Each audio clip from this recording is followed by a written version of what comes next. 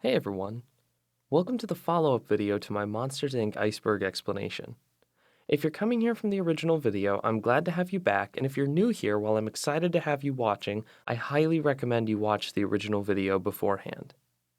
With that said, let me talk about what I'm going to get into today. The first things I want to address are the entries from the iceberg that I didn't know when I created the first video. Next, I want to go over some things that the creator of this iceberg mentioned but didn't include in the iceberg image. And finally, I'll be covering some extra trivia that I've learned since I made the original video. Much of this new trivia has come from my awesome commenters, so I'll be crediting them when applicable.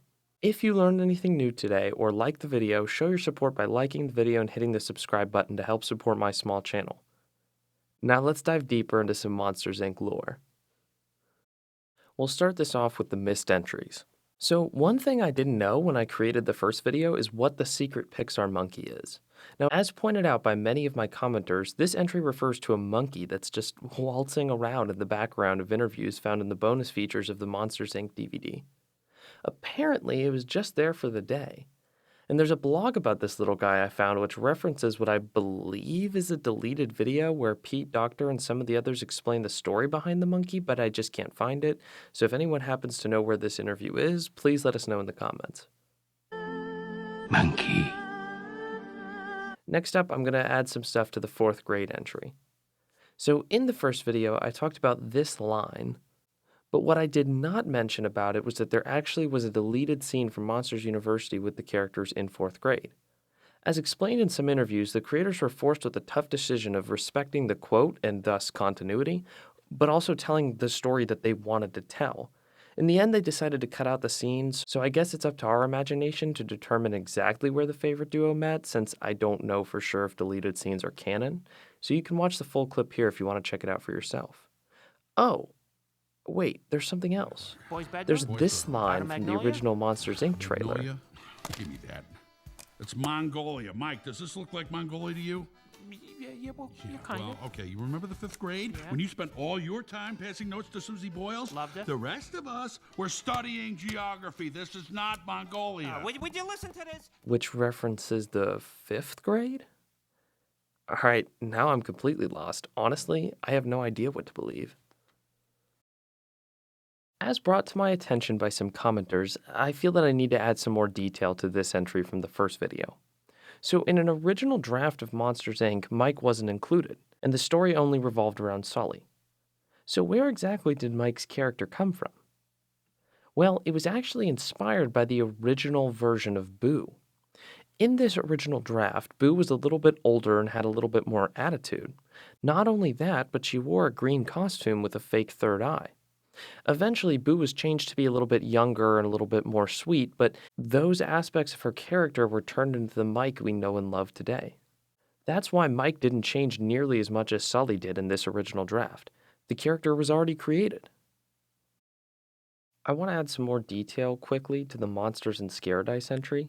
In the first video, I very briefly brought up the Monsters and Scaredice draft created by Circle 7, and since then, I found this video you can watch where the entire plot is read alongside some of the original draft pictures. I highly recommend checking this out. So to conclude this section, I must bring a small bit of bad news, being that I do not know what the Master Door or the Why Isn't Sully in the Laugh Floor entries are. If anyone watching has any ideas, I would love to hear that in the comments, but with that finished, we can move on to some brand new entries. Also, just a quick note for anyone wondering, I've reached out to the OP of the Iceberg, but I'm fairly certain he's just not using the account anymore. As far as getting information from him, I'm not certain that'll happen anytime soon.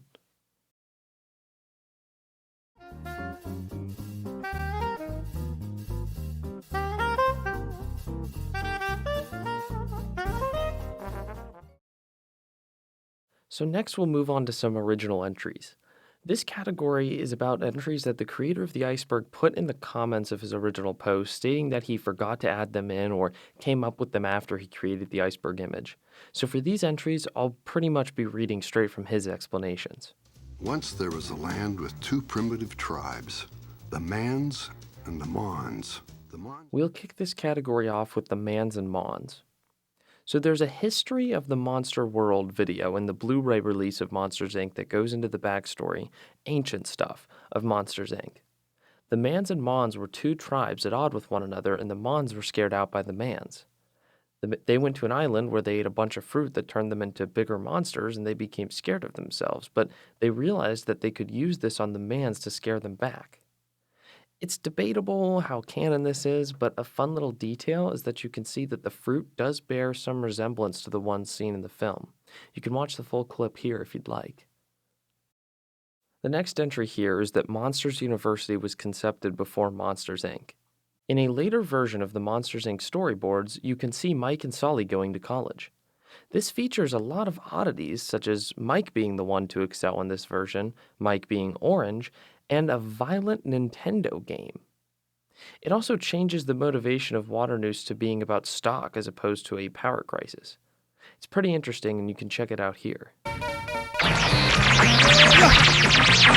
That is disgusting! This is what you're up against. Video games, horror movies, the evening news, the so-called real TV shows, and so on. Mike was Randall's assistant. In another early iteration of the film, Mike was Sully's friend, but technically Randall's assistant. There's not much to say about this, it was obviously changed, but you can check out what I'm talking about right here. Okay, to conclude this section, I want to preface that this is quite possibly the weirdest piece of trivia I'm covering here. So this is a completely made-up quote, which is allegedly spoken by Randall, and I think it came into being in conjunction with this image of a Sully toilet cover Easter egg from the Toy Story short Partysaurus Rex. For whatever reason, multiple news outlets reported this as being a line in the original movie when it just isn't. Here's a couple of examples.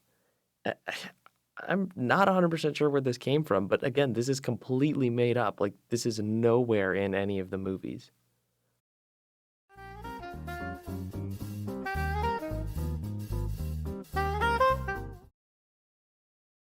Now we're going to move on to some extra trivia that I think will be fun to cover, courtesy mostly of my amazing commenters. The first thing on here is Boo recordings. So many of Boo's voice lines weren't actually recorded in a dedicated studio. Rather, Mary, Boo's voice actor, just kept making noises while walking around at Pixar that they decided just to record what she said and let her do her own thing. Time travel theory. So I'll admit this is my favorite Monsters, Inc. theory. Many agree that the doors aren't actually interdimensional portals, but time travel machines. This is also a piece of evidence used in the Pixar theory as a whole. So this theory states that the reason monsters believe kids are deadly is because the creators of the doors wanted to ensure that monsters didn't mess with the timeline. So they created the radioactivity lie to keep monsters from interfering with the past. Alright, hardcore Monsters Inc. fans, thanks for watching today. I know this video was a really quick one and kind of just a random mess of stuff, but there was just so much I wanted to talk about after I posted the original video that I thought it would be fun to just ramble here for a little bit. Thanks for watching, and don't forget to drop a like and hit the subscribe button if you're a fan of Iceberg content and more. Check out some of the other videos on my channel and make sure to come back sometime. That's all for now, folks, and good night.